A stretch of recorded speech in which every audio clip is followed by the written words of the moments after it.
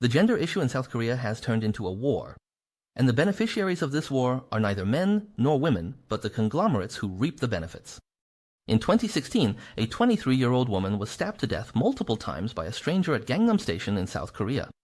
Although the South Korean police stated that the man suffered from schizophrenia, some media reported that the man had expressed that his act of murder was to vent his resentment from being discriminated against by women in daily life.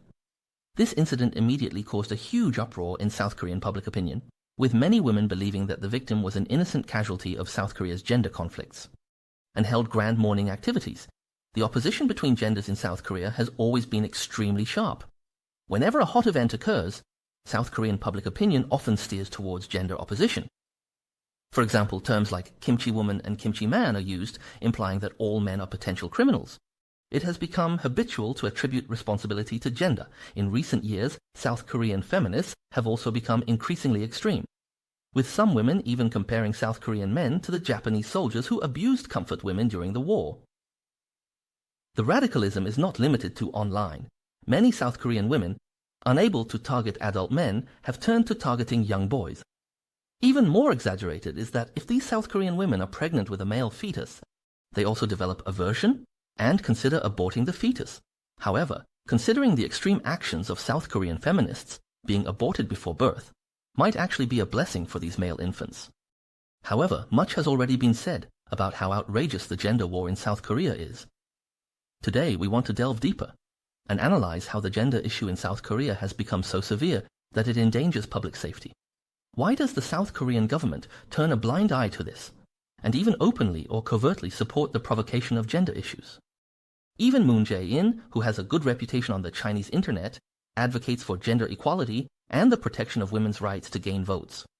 More bizarrely, Lee Jun-seok even compares radical feminism to terrorism. By capitalizing on the anti-feminism gimmick, Lee Jun-seok quickly gained the support of a large number of male voters. As for the current South Korean president, Yoon Suk-yeol, he also publicly criticized extreme feminist actions back in the day, but after a while, he hired the leader of a feminist organization as a campaign advisor, which clearly reveals his intentions to everyone. However, such a public opinion environment is simply perfect for politicians. After all, even us Bilibili content creators have to put in the effort to research, summarize, and present things clearly and interestingly to get likes and followers. But for South Korean politicians, gaining votes only requires taking a stance on gender issues. And compared to going head-to-head with conglomerates, the risks of gender advocacy are significantly lower. So politicians all claim they want to solve gender issues, but in reality, many of them are actually fueling gender divisions to solidify their voter base. However, for the government, gender conflicts are at most like a chamber pot, used only when needed, and mostly kept out of sight. But for the conglomerates, the more intense and sharp the gender wars, the greater their benefit. In fact, the fundamental reason why feminism in South Korea has ultimately become extreme is that it lacks its own demands. Many news stories that guide gender conflicts are merely based on the misconduct of individuals. Then they spread and attack the entire gender group. The problem is that there are already relevant laws and public opinion to sanction individual behavior, and the moral standing of an individual is not directly related to the moral level of a gender group. This has led to many feminist demands in South Korea, not bringing benefits to women, but rather causing many issues. For example, the South Korean police, in order to prevent individual cases of harassment against women, it is stipulated that confessing one's feelings more than 3 times can be classified as a crime. On the surface, this is to cater to women's demands for personal safety protection. But doing so legally eradicates simps, although some men say that's great. In the future, I'll only confess 3 times. If you don't agree, I'll immediately move on. Hey, it's not that I'm being a jerk, it's because persisting further would make me a criminal, which greatly reduces the cost of courtship. On the contrary, some women are starting to worry. Hey, you extreme feminists, not marrying or dating, someone will eventually want to date and marry. Relationships need nurturing, and dating takes time. Your 3-chance limit will significantly reduce the maneuvering space for many women. The policy backfires in fact, if you take a closer look at the feudal social system, you'll find that not all men benefit under a patriarchal society. Lower-class men and the vast majority of women are also groups oppressed and exploited by the patriarchal society. So, it's just that under the interpretation of some who are either foolish or malicious, patriarchal oppression has been turned into a conflict between genders. But in fact, there has never been any gender conflict in this world. What exists is class conflict. And those at the top, like the Korean chaebols, most hope to see the men and women at the bottom fighting and exhausting each other over bizarre gender issues. Meanwhile, they reap the benefits. If you trace the origins of gender issues in Korea, one of the main reasons is the excessive workplace competition caused by economic downturns. This is essentially a class conflict that requires government intervention to stimulate the economy, on one hand, and to regulate the chaebols with strong measures, on the other.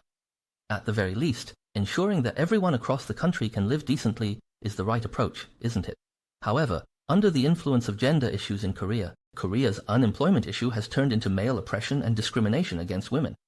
Women often use gender ratios in various industries to argue that female employment is severely discriminated against.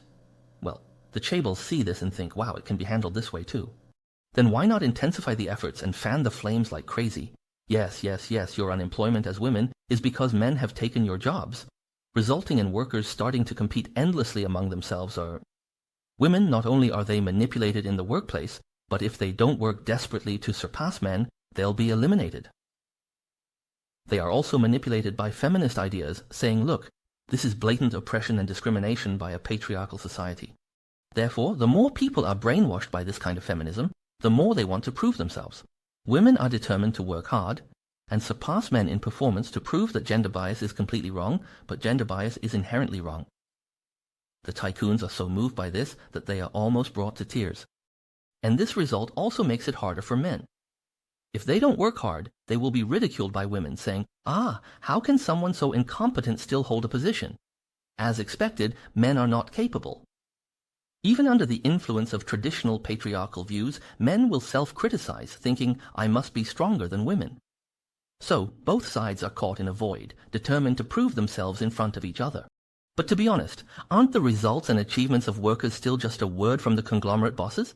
To the conglomerates, these two groups are like children desperately striving to earn a gold star from the teacher, burning themselves out voluntarily for the conglomerate's benefit. The conglomerates have won big time. Moreover, under the gender conflicts, not only do the conglomerates win in business, but also in sexual life. The unemployment issue has been reframed as a gender issue. And gender conflicts have led to an increase in the number of single people.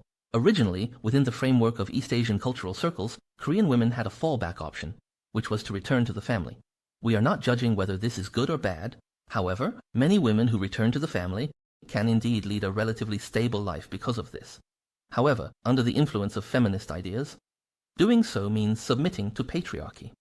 How can you rely on a man to live? Sister, your life is ruined. Moreover, Korean men won't indulge you either. If you're like this, why should I earn money to support you? Wouldn't I be better off enjoying life on my own? But the reality is that in many jobs, men who are physically stronger do have an advantage. Some women, no matter how hard they try, still can't compete. However, unemployed women still need to earn money to eat. So, what can they do? What is the most developed industry in Korea? The entertainment industry. In the end, many women are forced to consider this path. Moreover, in the entertainment industry, women indeed have their own advantages, and the career ceiling is also very high. But we've talked about the situation in the Korean entertainment industry before. On the surface, it seems like a story of a strong female lead fighting her way to the top, but in reality, it's controlled and exploited by conglomerates at every level. Either you struggle at the bottom for a meager salary. Men might not necessarily face this, but workplace discrimination is 100% present. Or you sell your soul and body in exchange for a future that is anything but bright. But no matter what these people choose, in the end, it's the conglomerates that win, and they can win twice, because these female stars only serve the conglomerates in private. On the outside, they can still continue to promote their image as independent women. After all, the entertainment companies are also under the conglomerates. They just need to package the female stars as coming from humble beginnings, as inspirational beauties who have struggled and fought their way up on their own. This can make naive young girls, cry out in support, saying, "Sister, you're amazing, I support you." The next step is to endorse the conglomerate's cosmetics and luxury products. Then they hint, "Oh, back then it was this product that gave me hope to keep going during my tough times." You see, independent women use this, so if you don't, are you not independent? On one hand, it's consumerism, and on the other, it's feminism. With these two top-tier strategies, how can you lose? Do you dare to oppose? If you oppose, you're just a male chauvinist. Saying it's too expensive and you can't afford it, isn't that just men oppressing women's living space, making it so that women can't even afford to cover their most basic daily expenses? And right after that comes the advertisement. This top-tier Korean entertainment agency is recruiting full-time trainees, HIC, completing the perfect cycle. Folks, the most incredible part is that Korean women, facing all this exploitation and humiliation, not only don't resent the conglomerates, but actually feel grateful to them. Elite women originally gained recognition at work through their personal abilities and efforts. But now, it has turned into a situation where, due to gender issues and fairness, the conglomerates provide them with the space to showcase their abilities, allowing them to achieve their elite dreams. This can even be used as a promotional card to win the favor of ordinary women. Hey, look at our company culture. It really cares about women, on. Supporting us means supporting modern independent women. Internally, it makes male employees work harder. Look, if a woman can get promoted and get a raise through her efforts and reach a leadership position, can you men do it too? Sigh, you see, the issue of exploitation by conglomerates is completely ignored. And in such a public opinion environment, men are in a no-win situation. If they do well at work and get rewarded, people say, oh, this guy got promoted and got a raise because of male privilege, the patriarchal society is rotten. If they don't do well and get criticized, it's, oh, this guy is really lousy. Holding a position but can't even do this bit of work well, might as well let women do it. The patriarchal society is rotten. And under the overwhelming onslaught of extreme feminism, many men gradually ignore class conflicts and instead engage in battles with feminists. You make me unhappy, I'll make you even more unhappy. Both sides are constantly thinking about creating big news, and this makes the conglomerates even happier, hoping the media reports these bizarre events every day. Firstly, these sensational gender topics definitely attract more traffic and discussion than ordinary economic and social topics. Secondly, when everyone is overly focused on gender issues, they won't pay attention to other social problems. Gender topics are highly engaging, and even social issues that are merely related to gender can be blamed on gender issues. For example, the Jiangnan station murder case mentioned at the beginning of the video. Originally, this person was a mentally ill individual, and a murder occurred at the station. Shouldn't the station's security be held accountable? When a clearly diagnosed mentally ill person is roaming around with a weapon, isn't there a problem with social management? And when the murder occurred, the station's failure to respond in a timely manner is also an issue. In short, regardless of the reason, when a stabbing murder occurs in a public place, the public departments in South Korea must reflect and make corrections. Now it's convenient, everything is being blamed on gender issues. It's either that men are inadequate or that women are at fault. A public management issue that should have been resolved through the joint supervision of the whole society is now drowned out by the bickering between men and women. Wouldn't the chaebol government be pleased? You people who are being exploited and oppressed aren't advocating for yourselves and are just arguing.